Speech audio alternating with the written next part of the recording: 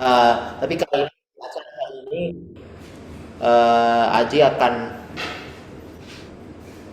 share atau berbagi mengenai researchnya di bidang NLP, yaitu Multilingual and Low Resource NLP ini dalam rangka AI Talks-nya AI Center Fasilkom UI. Atau saya mungkin kita nggak perlu panjang lebar. By the way, Aji seperti Bapak Ibu sekalian lihat di layar, itu logonya ada Muhammad bin Zayed University of Artificial Intelligence. Dan jadi Aji sekarang memegang posisi asisten professorship di sana, dan mungkin selain NLP mungkin bisa cerita tentang MBZUI. Oke, anyway, feel free to present your talk. Yuk. Ini masuk frame-nya di sebelah mana? Udah ya? Ya, terima kasih Pak Adila dan rekan-rekan semua ya atas kesempatannya. Jadi saya mau bicara soal multilingual and low resource NLP. Jadi ini kayak mungkin nggak terlalu dalam, hopefully jadi overview lah ya. Jadi nggak harus ada background NLP gitu buat paham ya, semoga.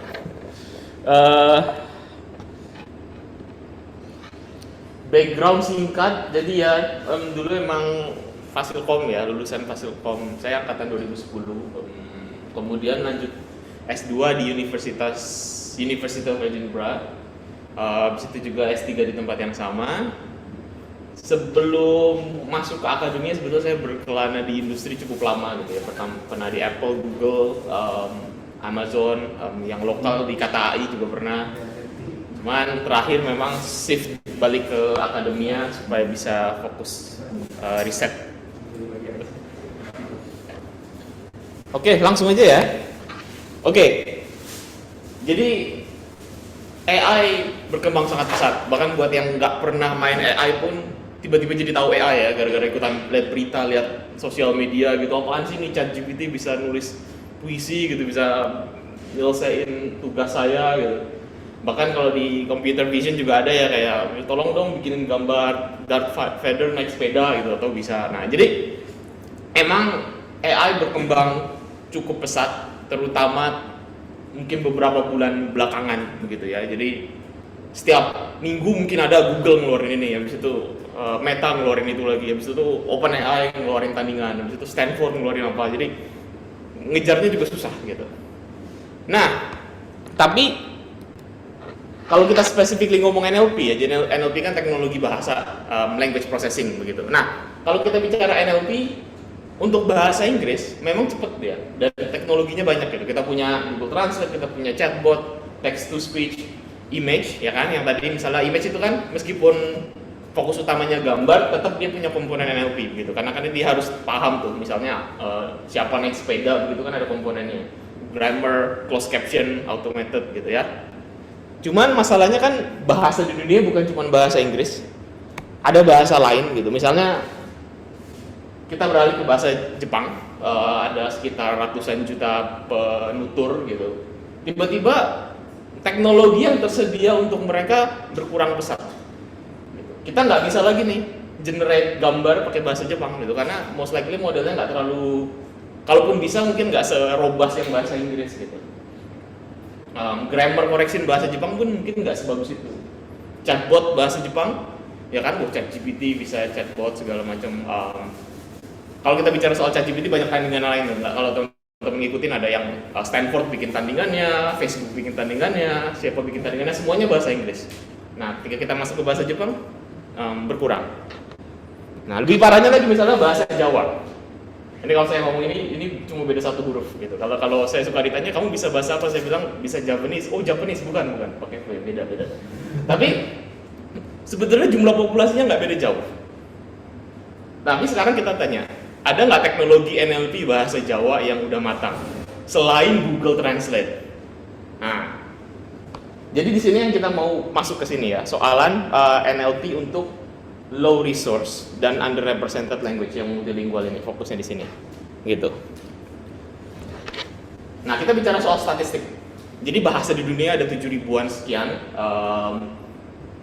Sebetulnya paling ramenya itu di Asia, kemudian Afrika, terus Amerika tuh di sini banyak. yang seuprit itu sebetulnya Eropa. Tapi kalau kita bicara NLP, itu fokusnya bahasa Eropa, ya kan? Kalau misalnya kita bicara NLP selain bahasa Inggris misalnya, bahasa-bahasa yang disupport apa? Bahasa Jerman, Itali, gitu, Perancis segala macam. Itu fokusnya malah di sini. Jadi kebalik.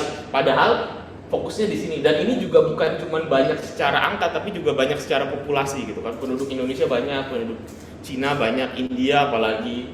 Sementara penduduk Eropa juga nggak banyak, gitu kan? Tapi memang kebalik fokus risetnya. Contohnya di sini, misalnya di bahasa-bahasa Eropa nih, jika kita bandingkan nih berapa jumlah speakers dibandingin dengan jumlah paper di ACL yang ngomongin tentang bahasa tersebut, gitu. Jadi contohnya bahkan kalau bahasa Irish segala macam, ini angkanya ya. Jadi ada sekitar hampir 5.000 paper lah per juta penduduk untuk ngomongin bahasa Irish misalnya.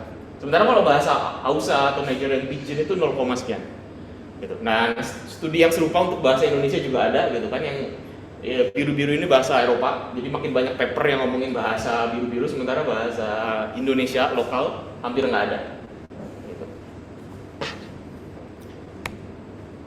Nah, kita juga bicara soal orangnya, ya kan? Jadi kalau kita ikut conference, siapa sih mereka-mereka itu? Ya mereka, gitu kan.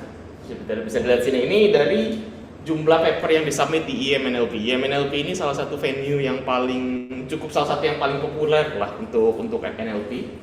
Nah, memang mayoritasnya dominannya masih di sini, gitu. Kita masih kurang melihat misalnya peneliti dari Filipina misalnya, atau bahkan Indonesia, itu masih terbatas.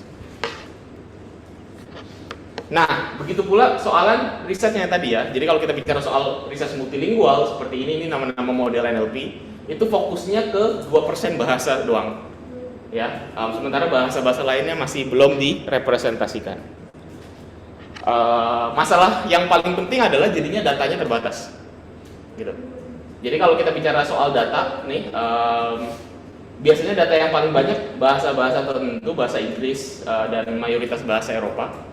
Sementara bahasa lainnya sisanya itu memang kita nggak punya data resource-nya. Jadi di sini salah satu main problemnya, gitu. Ini statistiknya yang sama sih, tapi ini diklasifikasikan berdasarkan tipe bahasa. Jadi bahasa ada yang namanya institusional, itu artinya bahasa yang aman lah. Sementara makin kesana makin menuju kepunahan, dan di sini number of speaker-nya banyak atau enggak. Dan banyak bahasa-bahasa endanger yang memang research-nya terbatas, gitu. Nah, sekarang pertanyaannya kenapa seperti itu? Nah,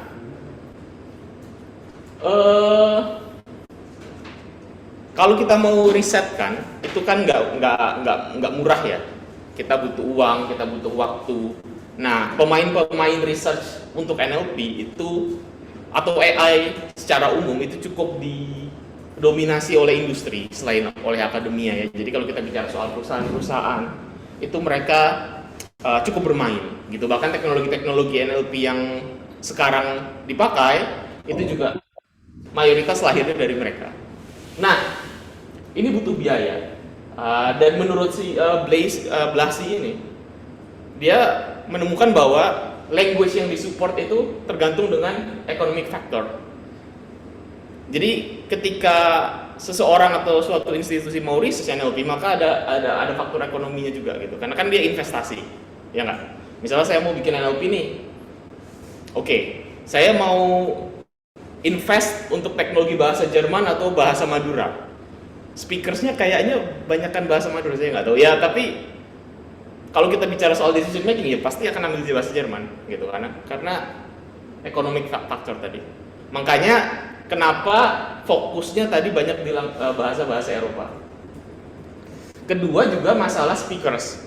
Ini ngaruh kenapa? Karena NLP banyak research kita butuh bicara soal penutur ya. Misalnya kita butuh data, kita harus ngobrol sama orang yang bicara bahasa tertentu. Nah, di mana biasanya? Nah, ini juga ngaruh soal teknologi. Jadi kalau kita bicara orang Eropa kan internet aman gitu ya, orang-orang yang sudah lebih melek teknologi.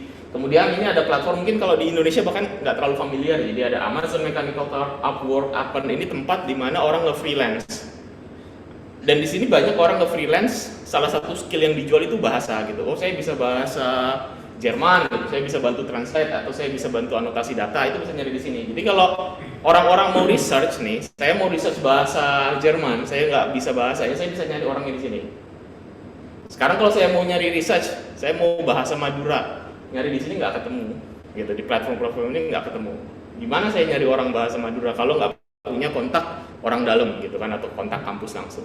Jadi otherwise meskipun pingin gitu, karena nggak punya akses ke penuturnya, itu ya susah juga, kira-kira gitu.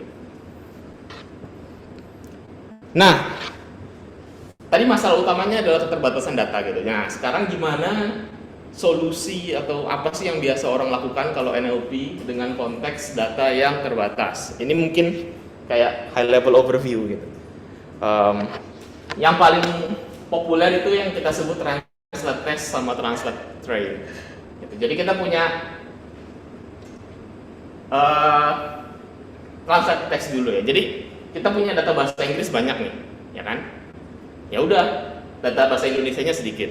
Ya udah kita latih aja AI bahasa Inggris. Ketika mau diuji, datanya ditranslate aja dulu ke bahasa Inggris gitu. Habis itu baru dilempar ke model yang berbahasa Inggris. Itu salah satu baseline yang biasanya orang cukup banyak pakai. Misalnya kita mau bikin question answering, data bahasa Indonesianya terbatas. Ya udah kita bikin aja question answering bahasa Inggris. Nanti ketika ada pertanyaan bahasa Indonesia, ditranslate dulu ke bahasa Inggris, dijawab sama modelnya, dibalikin ke bahasa Inggris lagi, dibalikin lagi, ditranslate lagi ke bahasa Indonesia misalnya. Itu translate test. Ada namanya translate train, itu kebalikannya. Jadi training data yang bahasa Inggris ini ditranslate ke bahasa Indonesia, dilatih modelnya, jadilah model bahasa Indonesia. Jadi, kita memanfaatkan teknologi machine translation untuk mengakomodir keterbatasan dataset. Yang kedua cukup populer itu namanya transfer learning. Jadi pertama latih model AI-nya dalam bahasa Inggris atau bahasa lain. Biasanya sih bahasa karena ukuran datanya cukup banyak. Nah, setelah modelnya selesai dilatih di bahasa Inggris, kemudian modelnya di fine tune, dilatih lagi sedikit pakai bahasa Indonesia. Jadi dia mentransfer kapabilitas dia di berbahasa Inggris ke bahasa baru itu bahasa Indonesia. Biasanya ini lebih baik ketimbang langsung dilatih ke bahasa Indonesia. Kira-kira gitu. Ini mungkin nyambung dengan yang sebelumnya ya. Transfer learning juga. Tapi kalau yang sebelumnya itu kita latih modelnya pakai task gitu, misalnya question answering. Ini pertama kita latih dengan pre-trained language model. Nah, yang teman-teman biasa main NLP mungkin udah familiar dengan pre-trained language model, cuman karena ini mungkin ada yang nggak terlalu familiar, bisa saya coba jelaskan sedikit. Jadi pre-trained language model itu adalah model AI yang mana dia belajar dari teks secara umum. Kan tadi masalahnya kita susah dapat teks bahasa tertentu untuk data-data tertentu. Cuman kalau teks yang unlabeled, artinya teks random, itu lebih gampang karena ada Wikipedia, ada situs berita, ada sosial media. Jadi kita pertama ambil dulu data-data tersebut, kita scrape data-data bahasa macam-macam. Nah, cara melatih modelnya gimana? Ada banyak sebetulnya, tapi ini yang cukup populer pakai mask language model. Jadi kalimatnya lengkap, misalnya how are you doing today? Satu katanya itu dihapus. Modelnya suruh nge-recover tadi itu kata apa tuh yang dihapus gitu. Dari situ dia belajar struktur bahasanya. Jadi nanti dia dilatih banyak banget artikel di internet gitu. Nah, jadi dia dalam tanda petik dia belajar lah konsep bahasanya. Itu namanya pre-trained language model karena dia memodelkan bahasa. Ini salah satu caranya. Nah, begitu pre-trained language modelnya selesai, baru si model ini di fine tune ke bahasa Indonesia. Karena datanya sedikit, meskipun datanya sedikit, karena si model ini sudah belajar bahasa Indonesia sebelumnya, dia cepet gitu, cepet ngertinya. Yang selanjutnya ini yang lebih menarik itu zero shot multilingual generation. Ternyata kalau kita punya language model yang tadi tuh, yang belajar dari banyak bahasa, kita latih dia bahasa Inggris, terus kita uji bahasa Indonesia, dia tiba-tiba bisa. Nggak harus dia belajar bahasa Indonesia. Jadi misalnya nih, saya mau bikin QA, tapi nggak punya data QA bahasa Indonesia. Ya udah, kita train ini aja dulu. Pertama kita train Bird, tadi ya baca artikel bahasa Indonesia. Habis itu dilatih data QA yang bahasa Inggris. Kemudian dicoba ke bahasa Indonesia. Dia bisa tiba-tiba. Jadi dia makanya zero shot, maksudnya zero shot itu dia nggak pernah lihat data bahasa Indonesia nih. Yang agak seru nih kalau teman-teman ngikutin berita yang bahasa orang marketing lah atau orang panik. Misalnya apa si CEO-nya Google bilang, oh kan dia bikin ini ya tandingannya ChatGPT itu namanya Bard. Dia bilang kan, oh Bard dia bisa paham bahasa yang dia tidak mengerti maksudnya ini. Gitu loh. Ada yang lebih rame lagi gitu, ini sebetulnya riset saya, nanti akan dipresentasikan di ACL.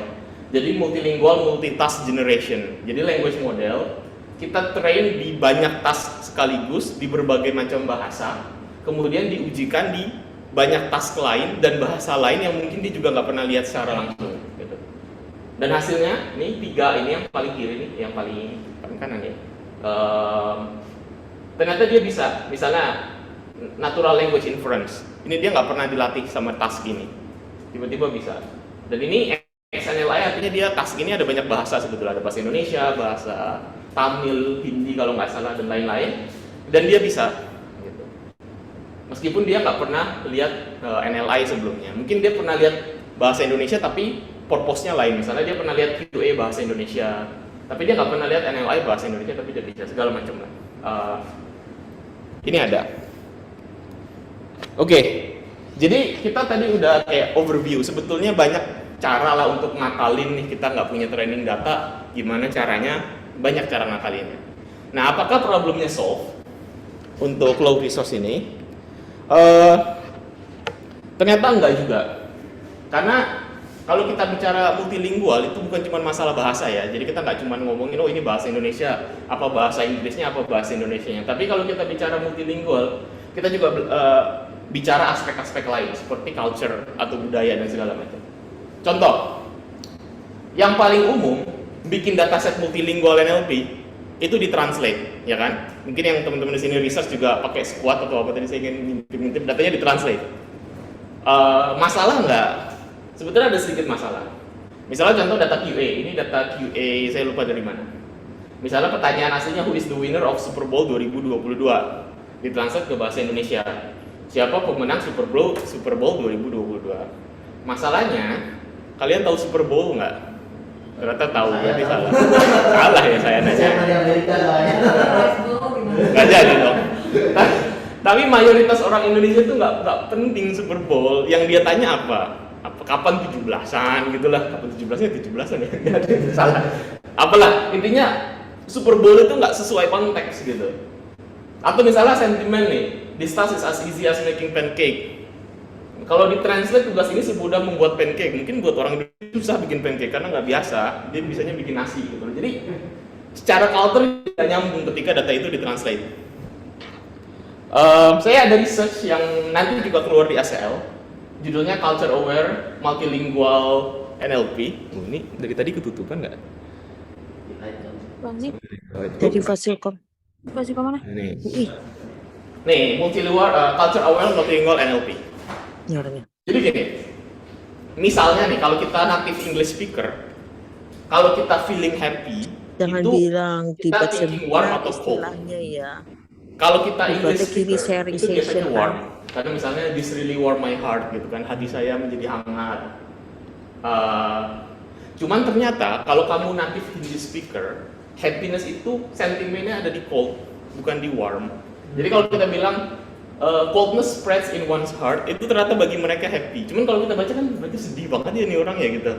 Kan di Indonesia juga ya kayaknya kalau sentimen happiness itu lebih ke warm kan daripada ke cold. Tapi ternyata enggak untuk semua culture gitu.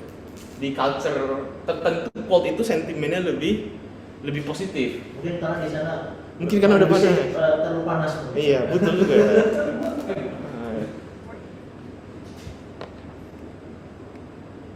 Jadi ternyata nggak bisa ditranslate datanya.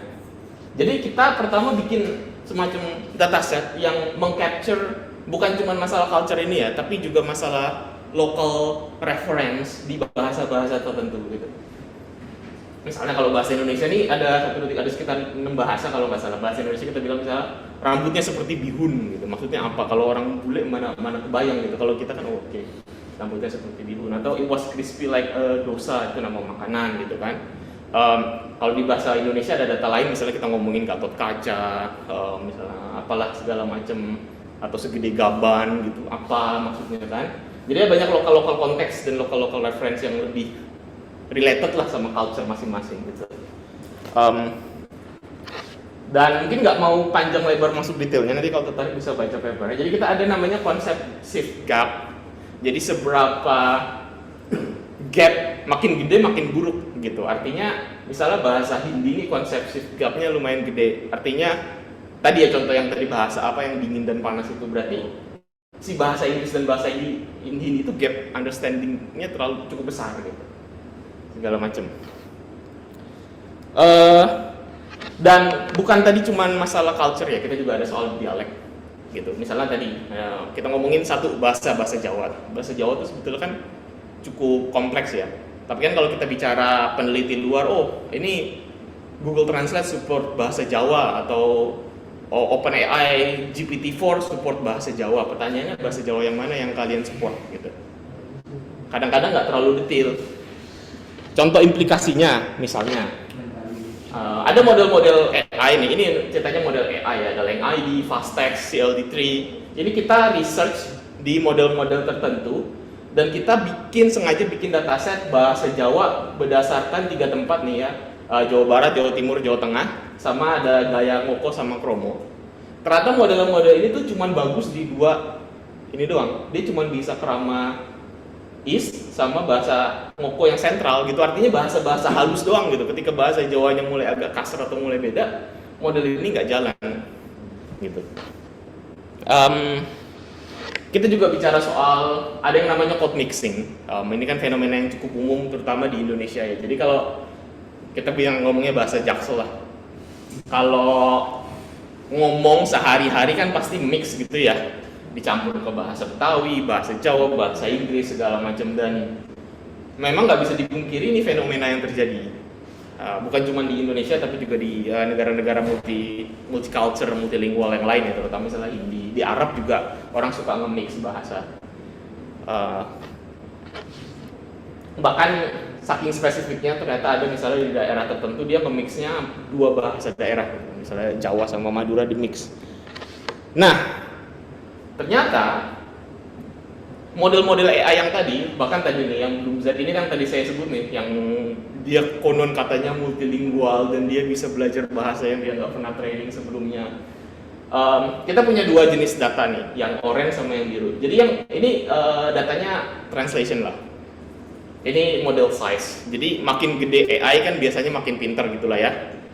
Nah, untuk data monolingual, artinya datanya bahasanya pure gitu ya, cuma 1 bahasa. Itu expected gitu. Makin besar AI-nya, performanya makin tinggi. Tapi kalau datanya code mix, itu kayak hampir nggak naik gitu. Jadi kayak kesulitan. Bahkan model-model yang bisa cukup powerful untuk datanya monolingual ketika diujikan data code mixing dia nggak jalan. Riset serupa juga ada. Bahkan ChatGPT itu dia nggak terlalu perfect ketika diminta untuk menulis dalam bahasa code mix gitu. Misalnya tolong can you generate code mix English Chinese gitu. Dia nulisnya kayak gini gitu. Jadi I love eating ini tuh artinya ayam goreng. Jadi saya suka makan ayam goreng gitu. Jadi kayak nggak nyambung gitu, kurang oke. Atau malah dia bikin 2 kalimat, satu bahasa Cina, satu bahasa Inggris, Jepang. Atau malah dia ngarang gitu, tofu is not apalah gitu, bingung dia, rusuh gitu. Jadi bahkan cuman kita research dan ketemu cuman mungkin sekitar 60% dia berhasilnya untuk generate code mix. Dan ini ChatGPT. Kalau kita bicara model-model yang lain itu hampir mendekati 0 gitu, jadi agak susah gitu. Satu isu terakhir gitu ya, yang mungkin bisa kita bahas kali ini itu soalan ortografi. Jadi kalau kita bicara bahasa, apalagi karena risetnya kebanyakan fokusnya di barat gitu ya, itu kan orang selalu expect bahwa bahasa itu sudah sangat terstruktur, terdokumentasi, bahasa grammarnya jelas. Sementara banyak bahasa yang dia purpose-nya itu spoken. buat ngomong gitu. Jadi ketika kita masukkan ke media tulis itu nggak ada standar ortografi gitu. Misalnya bahasa Jawa sebetulnya ada standar ortografi, cuman orang kan nggak peduli ya, dia mah nulis suka-suka dia gitu. Misalnya ada cara nulisnya pakai apa, pakai opo, meskipun cara ngomongnya sama. Sebetulnya dari salah satunya ada yang benar, tapi orang kan nulisnya bebas gitu. Bahasa yang lain juga, di bahasa-bahasa tertentu juga ada. Nah, khusus bahasa-bahasa yang dia skripnya bukan alfanumerik itu biasanya lebih parah lagi. Kayak di Tamil gitu atau di Hindi kan dia pakai skrip tertentu, cuman kan males ya, keyboardnya nggak support segala macam, dia transliterasi pakai alfabet. Nah itu lebih suka-suka lagi tuh, yang penting kayaknya kedengarannya begitulah gitu. Jadi kalau kita bicara soal data yang ada di internet dan data-data yang akan orang pakai, itu dia standar penulisannya nggak konsisten lah ketimbang bahasa Inggris gitu. Jadi model-model yang ada pun ketika dicoba nanti dia mungkin akan kesulitan gitu ketika dia menemukan ortografi yang berbeda gitu. Jadi saya cukup banyak ternyata ngomongin permasalahan ya. Jadi sedikit summary. Jadi kita tadi sudah berdiskusi bahwa multilingual NLP ini terbelakang, masih ketinggalan dibandingkan bahasa Inggris. Sebetulnya isu yang cukup utama itu resource, karena kan keterbatasan dataset ya, dia nggak ada. Meskipun begitu, adalah kayak trik-trik di mana kita mengakali kalau datanya nggak ada. Yang tadi sudah dijelaskan, misalnya zero shot, transfer learning, ditranslate datanya. Cuman masalahnya isu multilingual NLP itu bukan cuman masalah resource, tapi adalah masalah di bahasanya itu sendiri. Gitu, karena ada culture di sana, kemudian dialeknya berbeda-beda, stylenya beda-beda, terus orang-orang biasanya code mix, terus ada penulisan, dan sebetulnya ada masalah-masalah yang lain. Jadi nggak cuma masalah data. Nah, mungkin sekarang kita masuk ke ini kali ya, what's next gitu, kayak apa sih kita ngapain sebaiknya ke depannya. Jadi sekarang ini paradigma research NLP biasanya English first then other languages kan. Jadi OpenAI atau siapapun bikin model AI buat bahasa Inggris jago, oke, ayo kita adopsi untuk bahasa lain, biasanya gitu. Ya kan, contohnya BERT tadi ini ada teknik pretend language model namanya BERT, oke, sukses kita extend ke multilingual BERT. T5 buatannya Google, sukses kita extend ke MT5. Dataset pun juga begitu, mulainya biasanya ke bahasa Inggris. Ada data MNLI, ini salah satu data pertama yang sistemnya language inference, sukses bahasa Inggris di extend ke bahasa lain. Ada dataset namanya COPA, ini buat common sense reasoning, sukses bahasa Inggris baru dibikin, ini harusnya XCOPA ya bukan SOPA ya, jadi ada baru di extend ke bahasa multilingual yang lainnya. Cuman banyak peneliti yang mungkin berdebat atau beropini bahwa bisa nggak sih kita nggak harus start dari bahasa Inggris gitu, kenapa nggak startnya dari bahasa yang lain kalau emang masalahnya perlu dibahas gitu, nggak harus start dari bahasa Inggris gitu, langsung aja bikin model yang fokus ke bahasa Korea gitu untuk menyelesaikan masalah tersebut dan macam, atau dataset baru yang startnya nggak bahasa Inggris, langsung aja bahasa daerah yang diperlukan gitu. Kedua juga soalan data ya, karena tadi data kurang. Dan meskipun ada cara ngakal-ngakalinnya, tetap aja kalau kita bikin pasti lebih welcome gitu. Cuman yang patut digarisbawahi itu mungkin datasetnya nggak sekedar nge-translate dataset yang udah ada atau mengextend dataset yang sudah ada ke bahasa lain, itu cukup banyak, itu oke. Cuman mungkin baiknya dataset itu meng-capture tadi ya, culture-nya bagaimana, ada code switching-nya, dialek segala macam. Mungkin kita bahas yang ini sedikit ya.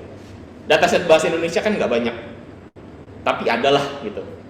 Misalnya dataset QA, question answering, squad gitu ditranslate. Tapi perhatiin, pertanyaannya mungkin baku gitu kan, siapa penemu bla bla bla gitu kan.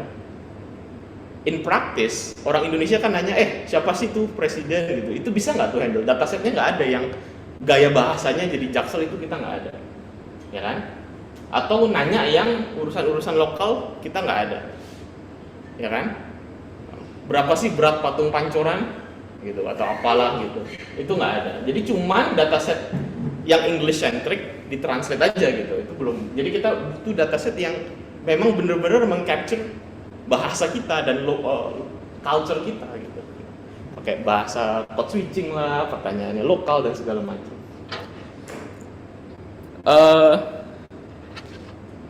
Dan ini mungkin yang poin terakhir itu community driven grassroots movement, karena jadi di banyak mulai gerakan community driven. Jadi kayak komunitas nih, pernah dengar Masakane nggak? Jadi kayak rekan-rekan peneliti di Afrika gitu, dia ingin bikin NLP buat bahasanya mereka ngumpul bersama, ayo kita bikin dataset sama-sama, terus jadilah dataset namanya Masakaner misalnya. Kemudian di bahasa Southeast Asian kita udah lagi mulai bikin, kemudian ada Amerikas NLP, jadi intinya adalah peneliti-peneliti yang memang tertarik terhadap bahasa-bahasa tertentu, mereka ngumpul. Nah, kenapa ini penting? Karena tadi masalahnya adalah kalau kita bicara multilingual NLP, kita butuh insight dari orang dalam gitulah intinya. Misalnya tadi butuh orang, butuh pingin tahu culture-nya gimana. Kalau semuanya di-handle sama big company atau university yang dia mungkin nggak terlalu tahu apa yang terjadi, mungkin kurang optimal gitu. Jadi kadang nextnya ya mungkin kita nih kalau konteksnya Indonesia kita bisa kumpul, ngerjain research bareng, kita bikin resource bareng, itu mungkin kelihatannya menarik gitu ya. Kayaknya udah deh ya. Oh udah, oke. Wah. Jadi mungkin itu ya. Jadi in short tadi summary multilingual NLP, masalahnya seperti apa, solusinya seperti apa, dan masalah laginya seperti apa gitu. Mungkin kita diskusi gitu, ada yang mau ditanyakan. Oke, mungkin applause dulu buat Anji ya. Kebetulan di ruangan ini ada beberapa orang gitu ya, walaupun ini mostly online. Baik, kita open question dulu. Ada yang tanya sih ya, dipicu dari Pak Faris tadi ya.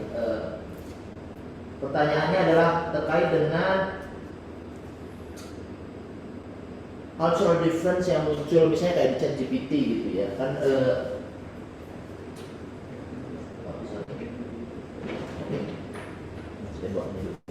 Ya, jadi misalnya kalau kita kebutuhannya di Indonesia misalnya gitu, Indonesia obviously different culture dari Western gitu, terus menggunakan NLP products seperti ChatGPT for example yang sekarang ya, tapi kan mungkin akan setelah itu atau di sekitar itu akan banyak yang lain.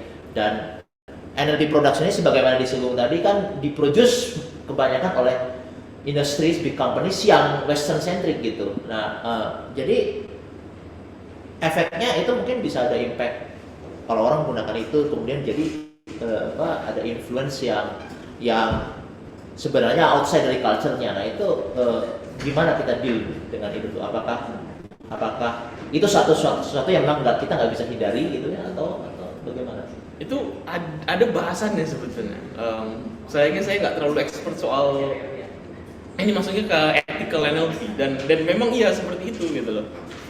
Jadi sengaja nggak disengaja bias culture itu masuk gara-gara teknologi. Mungkin kalau bahasa agak susah ya, cuman mungkin dari vision kali yang lebih ke gambar gitu kan. Kayak mungkin kalau image generator itu kayak Stable Diffusion atau apalah yang bisa generate gambar, itu ternyata misalnya gambarnya western centric gitu. Misalnya scientist, oh gini ternyata scientist gitu. Arkeolog, oh mukanya seperti ini. Atau bahkan kayak kitchen gitu. Keluarnya kitchen Amerika, lah kan kitchen dapur rumah saya nggak gitu bentuknya gitu loh. Nah, efek sampingnya apa? Salah satu yang cukup bisa terjadi menurut saya itu karena dia feedback loop. Jadi gini, AI seperti ChatGPT atau image generation itu bagus buat nulis, ya enggak? Jadi sekarang orang pakai itu buat mengenerate konten. Konten yang di-generate kan bias towards something, dan itu akan masuk ke internet. Jadi kayak dia jadi yang sudah bias lebih bias gitu. Jadi mengamplify. Nah, mantap. Kira-kira gitu. Betul. Saya nggak tahu spesifik ChatGPT karena timnya cukup serius lah ya soalan I'm sorry asal AI language model I am bla bla bla, tapi sebelum ChatGPT kan ada namanya GPT-3. Nah itu ada tuh researchnya tuh, ternyata kalau kita ngomongin misalnya ya soal tentang muslim itu konten yang di teks agak-agak begitu misalnya. Nah itu ada, memang seperti itu terjadi memang ya. Baik, ya terima kasih. Ada lagi pertanyaan nih dari Pak Adi atau Mas Adi nih. Inisiatif mungkin tadi udah disebut komunitas atau grassroots inisiatif. Nah di Indonesia seperti apa nih grassroots inisiatif untuk NLP? Jadi di Indonesia ada namanya, saya nggak tahu apakah ini official namanya atau enggak. Jadi ada Indo NLP, itu sebetulnya rekan-rekan kami lah dari peneliti-peneliti Indonesia, ada Genta, ada Samuel dan yang lain-lain. Memang kita hobi gitulah, kita ngumpul, kita bikin model bareng, kita bikin dataset bareng gitu. Kemarin kita bikin dataset sentimen untuk bahasa daerah namanya Nusa X. Habis itu juga kita bikin crowdsource gitu, ngumpulin data. Kemarin sempat ada movement kan, di Indonesia sebetulnya bukannya nggak ada dataset gitu ya, cuman kan banyak nih kampus-kampus lokal bikin research bahasa Jawa, bahasa daerah segala macam, cuman datanya nggak dirilis. Kemarin kita coba buka itu, kita kontak-kontakin segala macam lah. Jadi ada, memang to be fair agak secara marketing atau secara komunikasi luarnya kurang profesional gitu. Jadi kalau secara open gitu, tinggal kontak aja ke mereka gitu ya, mau join research dong, ayo gitu. Cuman kita nggak bisa open gitu. Cuman ya ada gitu. Memang masih baru terbentuk gitu. Ada juga yang Southeast Asian, itu juga baru terbentuk banget. Kalau yang lokal ya. Oke, ini tambah banyak pertanyaannya nih. Oke, ada satu pertanyaan dari Pak Z Abidin. Z-nya saya nggak tahu apa ya. Beliau bercerita sedang membuat data untuk bahasa Lampung dengan dialek Nyo katanya. Gitu. Nah, dia sudah memiliki 9.000 kalimat mungkin ya maksud, dan mengetik manual dari nol, dari buku sekolah. Nah, ini mungkin ada saran nggak nih ke beliau? Memang teknologi itu challenging, betul. Kita juga menemukan masalah itu gitu. Kalau dataset tinggal ambil dari Wikipedia, cuman at some point nggak ada gitu ya. Memang pada akhirnya ditulis. Kemarin kita bikin dataset bahasa Ngaju atau apa gitu. Bahkan anotatornya karena nggak terlalu biasa pakai tag gitu, ditulis di kertas, difotoin ke kita ketikin ulang lagi. Itu udah, kalau udah diketik ya sudah ya. Mungkin scalingnya. Nah, scalingnya ya. Kalau udah 9.000 ya udah diketik udah bagus itu, udah mantap. Nah, scalingnya biasanya kalau community movement atau yang lain itu biasanya pakai crowdsource. Jadi kumpulin orang-orang yang tertarik gitu, ayo kita duduk bareng gitu. Nanti mereka biasanya dapat sesuatu, either finance, dapat uang, atau dapat baju, dapat kaos, atau bahkan bisa kalau dia tertarik authorship bisa jadi author papernya, itu nulis bareng gitu. Contohnya yang Bloom Z itu ada Big Science Project, dia bikin language model untuk banyak bahasa. Itu banyak bahasa yang nggak ke cover, dia bikin kayak hackathon beberapa kali, online hackathon. Jadi kayak sejam 2 jam. Online dikasih tahu, dibuatin dulu websitenya gitu ya. Oke, nanti kalian ngisi datanya di sini ya gitu. Nanti tolong ketik. Nanti ada leaderboardnya, siapa yang datanya paling banyak dapat kaos, dapat apa, atau koreksi gitu. Oh ini datanya dicek, berapa yang berhasil ngecek banyak, dapat authorship atau dapat apa, itu gitu. Ada yang pernah melakukan itu dan lumayan sukses. Cuman apakah itu bisa berlaku di lokal, itu perlu di research karena tadi ya masalah teknologi gitu. Kalau hackathon di India di mana mungkin beda kasusnya dengan hackathon di lokal. Nah itu perlu dicek lagi. Iya, menarik juga karena ya requirement-nya harus memang mengerti penggunaan toolsnya juga ya. Betul. Ya, baik. Ini ada satu lagi pertanyaan dari Pak Ngurah Agus Sanjaya nih. Kebetulan mengembangkan translator bahasa Bali ke bahasa Indonesia dan Inggris menggunakan data yang dikembangkan sendiri. Nah ini mungkin minta saran nih, kalau seperti ini apakah a good idea gitu, artinya memulai dari udah bikin translator pakai data sendiri atau kita mulai dari bahasa Inggris gitu. Tadi mungkin para relevansinya dengan tadi yang centric dari English centric atau yang non English centric gitu. Itu mungkin secara lebih apa namanya praktikalnya tuh kira-kira kayak gimana tuh realisasi? Betul. Jadi kalau dataset bagus ya memang kalau bikin sendiri sih, terutama untuk case yang belum di cover gitu. Anggaplah kita nggak punya data, setahu saya kalaupun ada terbatas banget gitu yang Bali Inggris atau Bali Indonesia gitu. Jadi kalau kita bikin baru, apalagi domainnya khusus dan ada novelty-nya, why not gitu kan? Misalnya domainnya medical atau bahasa dialog sehari-hari, itu bagus. Cuma tadi isunya mirip dengan yang Lampung, masalah scalability. Karena mungkin bisa dibilang kita hampir nggak mungkin lah compete sama Google yang mereka bisa bayar hire orang buat nulis data manual gitu, atau OpenAI yang pasti nulis ngepromnya itu kan, kenapa OpenAI bisa pinter, pasti dia nge-hire orang tuh buat nulis training datanya. Nah ini kan agak susah scalingnya. Mungkin bisa di-mix sih sebetulnya. Jadi meskipun tadi datasetnya, culture-nya non-specific, tapi kan in a sense dia masih useful gitu. Jadi kita bisa pakai data-data yang tadi, nanti begitu udah selesai mungkin baru terakhir dilatih sedikit gitu untuk supaya konteksnya masuk gitu. Ya, oke. Mungkin saya karena tadi menyebut kita mungkin masalah compete dengan atau nyebut OpenAI tadi barusan ya. Buat saya sebenarnya salah satu yang menarik adalah bagaimana menggunakan reinforcement learning di sana di fintech. Nah itu kira-kira kalau di konteks low resource, apakah sesuatunya itu terlalu jauh gapnya untuk bisa melaksanakan itu, atau sebenarnya ada yang bisa diadaptasi dari sana sehingga kita bisa scaling up datasetnya di low resource? Low risk. Reinforcement learning itu resource heavy. Saya nggak tahu, bukan nggak yakin ya. Mungkin perlu dieksplor. Karena kan dia berarti butuh ya tadi human feedback, humannya siapa. Belakangan ada paper yang menyatakan kalian bahkan nggak perlu reinforcement learning gitu, kalian cukup butuh dataset 1000 doang gitu kan, 1000 ya bisa lah ya di manual gitu, asalkan dia benar-benar perfect, high quality, handcrafted yang bagus, itu hasilnya udah oke. Terkait pembuatan data sebetulnya bukan nggak terlalu reinforcement learning ya, tapi kayak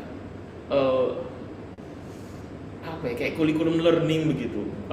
Karena kan misalnya kita bikin dataset yang hitungannya 1 juta agak susah, bisa step by step gitu. Misalnya kita bikin 1000 dulu, latih modelnya, nanti kita lihat nih kurangnya di mana, bikin lagi dataset yang untuk mengcover kekurangan itu, training lagi modelnya, nanti lihat lagi mana kurangnya, bikin lagi gitu. Jadi mungkin dengan seperti itu jumlah data yang dibuat nggak sebanyak yang udahlah bikin aja dulu 1 juta baru kita berat gitu.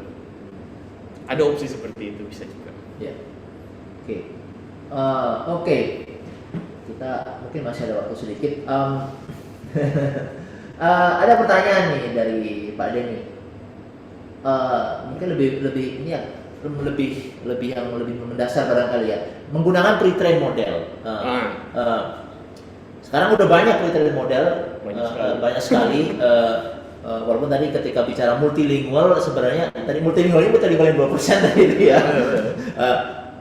Tapi generally buat kita mungkin specifically barangkali kalau dalam konteks Indonesia, kita menggunakan pre-train model itu the best practice atau the most effective approach itu seperti apa sih agar mendapatkan mungkin nanti ujungnya yang terbaik bisa kita dapatkan. Jadi ini praktikal ya. Jadi multilingual model kan banyak pilihan tadi, lebih sedikit sih, tapi tetap banyak. Tapi ada ukurannya juga nih, ada yang kecil, ada yang gede, segala macam. Kedua soal kebutuhannya, ini mau buat sentiment analysis atau generatif, jadi mungkin jadi agak susah buat dapat umbrella-nya. Cuma satu, biasanya kita nggak tahu yang langsung the best mana. Biasanya orang nyoba di antara at least 2 ini. Pertama kita coba pakai IndoBird. Jadi ada namanya IndoBird. Jadi itu bird specifically buat bahasa Indonesia. Itu ada IndoBird. Cuman ada satu lagi namanya XLMR. XLMR ini dibuktikan cukup powerful. Banyak banget research yang pakai XLMR dan dia sangat powerful. XLMR ini multilingual. Jadi nggak cuma cover bahasa Indonesia doang. Tapi kita bisa training XLMR ini buat bahasa Indonesia. Jadi 2 ini kadang compete gitu. Cuman masalahnya kita nggak selalu bilang XLMR lebih bagus karena XLMR itu terutama yang large sedikit lebih berat ketimbang IndoNLP gitu. Jadi ada trade off. Jadi mungkin kalau mau praktikal mau coba yang mana, at least start di dua itu sih, IndoNLP, IndoBird sama XLMR. Itu biasanya udah cukup powerful. Terus setelah itu berarti fine tuningnya itu apakah kita fine tuning ke kayak general purpose dulu atau langsung ke task spesifik gitu? Tergantung purpose sih. Biasanya langsung aja ke task spesifik. Jadi XLMR atau IndoNLP langsung di fine tune ke task spesifik. Kecuali tadi pertanyaannya ke prompting nih. Ini prompting tuh kayak ChatGPT kan bisa langsung ditanya. Langsung nggak perlu di training tuh, langsung aja tolong ditanya bikinin QA dong apa jawabannya. Nah, in kasus itu opsinya limited sejujurnya. Ya udah, kayaknya ya ChatGPT udah yang paling bagus. Model generatif multilingual ada namanya Bloomz. Oke sih. Cuman nggak sebagus ChatGPT. Gitu. Ya. Oke. Ya ini Pak Bambang Sugeno nanya translate atau mereplace bahasa alay ke bahasa santun itu bisa di treat sebagai translation Bisa. seperti yang lain ya? Bisa. Tapi masalah fokusnya kali ya? Itu nama tasnya style transfer lah, karena kan dia ngeganti style gitu ya. Kalau di bahasa-bahasa lain juga kadang-kadang bukan alay ke santun, tapi kayak di bahasa Jepang juga ada tuh ganti tingkatan misalnya, atau bahasa Inggris normal ke bahasa Shakespeare. Orang biasanya treat itu betul sebagai translation, yes. Jadi konvensionalnya kita butuh dataset di mana kita punya bahasa alaynya dan kita punya bahasa santunnya, dilatih aja modelnya seperti translation bisa. Ya.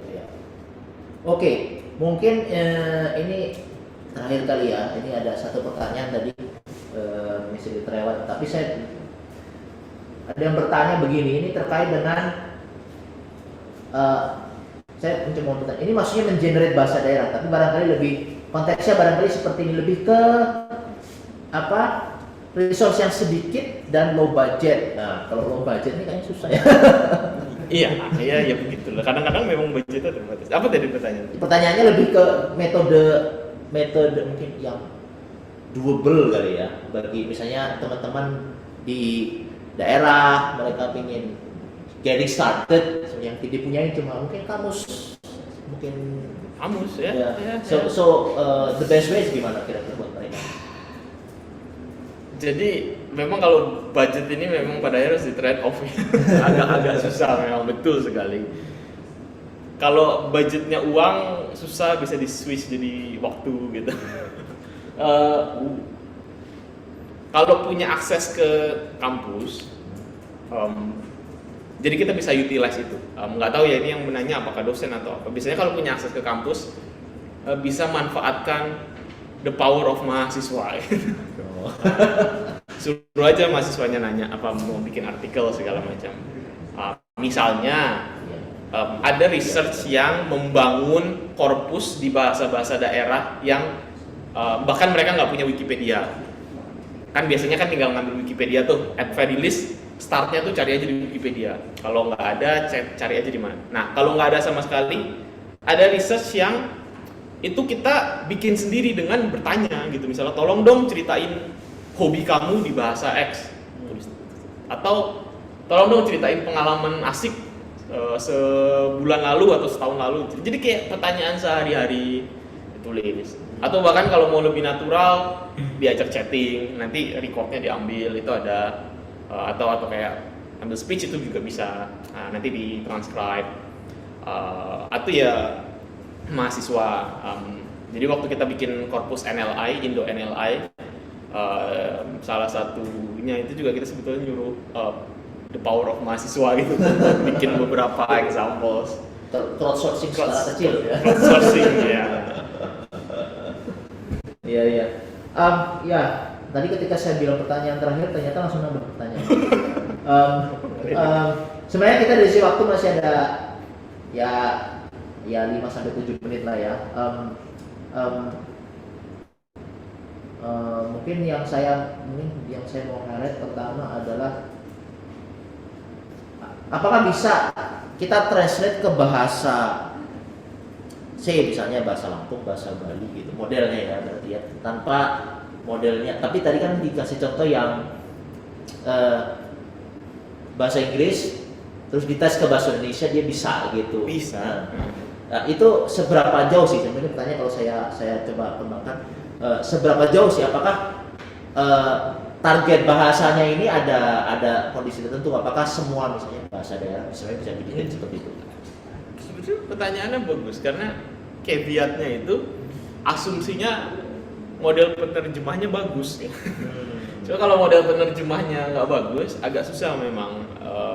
Misalnya kita mau develop AI teknologi untuk tadi apalah Lampung Nyo, yang saya yakin di Google Translate nggak ada.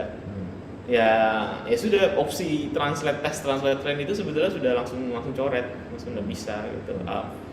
Yang cukup reliable nextnya ya tadi zero shot. Jadi kita pertama kita butuh artikel Lampung Nyo, artikel umum aja lah, Wikipedia, sosial media post, website, berita segala macam. Nah itu dapatnya dari mana? Mungkin nyambung pertanyaan tadi. Kalau nggak ada gimana ya nggak tahu lah. Suruh mahasiswa mengarang cerita 2 paragraf gitu, dapat. Nanti kita belajar language model Lampung Nyo, gitu. Habis itu kita dengan budget terbatas kita bikin dataset QA Lampung Nyo. Nanti data itu digabung dengan data QA bahasa Inggris atau bahasa Indonesia, di train bareng-bareng. Itu harusnya kita bisa bikin lah lumayan. Oke. Nanti ini jadi Melebar. melebar, tapi nggak apa-apa karena kita masih ada sedikit atau mungkin bisa satu pertanyaan. Nah sekarang kalau ini pertanyaan ini mungkin lebih ke resource dalam pengertian bukan data, tapi computing power. Oh, saya emang sengaja nggak masukin ke sini. Panjang gitu, tapi ada yang nanya juga. Ada. Jadi pertanyaan simple, bisa nggak kita melatih model, generative model kayak ChatGPT atau mungkin seberapa to what extent gitu ya, di for example laptop pribadi misalnya.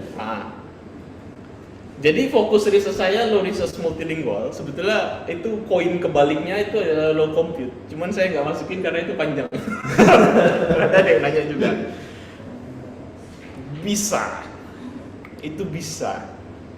Jadi di sisi lain low resource itu juga bicara low resource compute karena biasanya mereka nyambung gitu loh. Karena kan bahasa-bahasa tertentu itu peneliti lokalnya GPU-nya, komputernya nggak sepowerful orang Eropa gitu kan, ya nyambung juga gitu. Bisa. Ada beberapa teknik, mungkin kayak high level gitu. Ada namanya adaptor atau LoRa gitu kan. Kalau training model kan, ini asumsinya udah agak paham lah. Jadi kan AI kan weight-nya gede gitu ya, banyak dilatih semua. Nah kalau adaptor ini mereka di freeze gitu, tapi cuman nambahin satu atau sedikit layer kecil itu aja yang di-train, dan itu bisa pakai compute yang jauh lebih efisien karena yang dilatih cuma si adaptornya itu doang. Itu salah satu yang cukup populer gitu. Atau embeddingnya doang yang dilatih. Ya adalah teknik-teknik yang memang mereka related gitu. Gimana kita adapt model bahasa Inggris ke bahasa baru yang parameternya efisien, itu juga ada. Jadi itu sebenarnya teknik transfer learning itu bagian dari itu ya? Orang bilangnya atau nggak bilang transfer learning sih, dia bilangnya adaptation, language adaptation. Tapi ya intinya gimana kita fine tune model ini yang compute efisien gitu, itu ada bisa. Oke. Ya, terima kasih. Ini kayaknya sebenarnya saya udah mengcover semua pertanyaan di sini.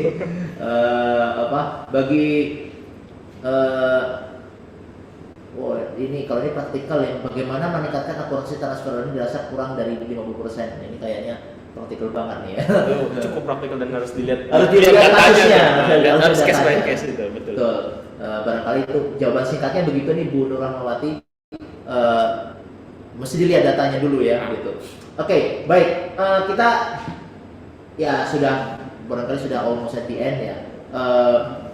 Mungkin Bapak Ibu yang masih punya pertanyaan, rasanya kalau Ajib ada online kontaknya nggak nih?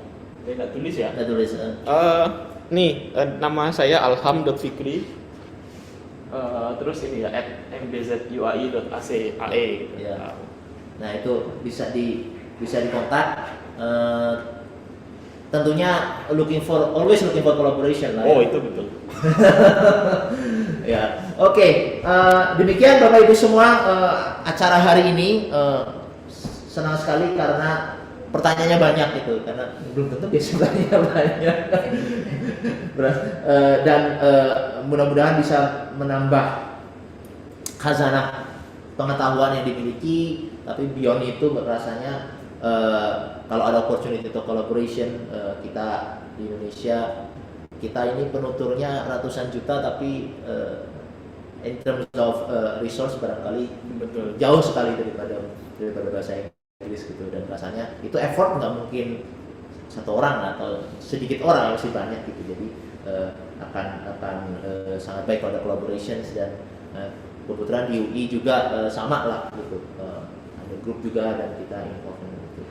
Saya kira itu saja, mudah-mudahan bermanfaat, dan kita atau saya sebagai moderator saya akhiri sesi talk hari ini di depan ya, karena sambil duduk soalnya. Kita akhiri acara hari ini siang hari ini. Terima kasih atas perhatiannya semuanya.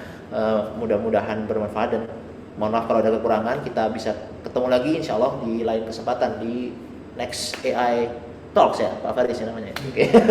So see you. Terima kasih, sampai jumpa, dan ya selamat siang ya.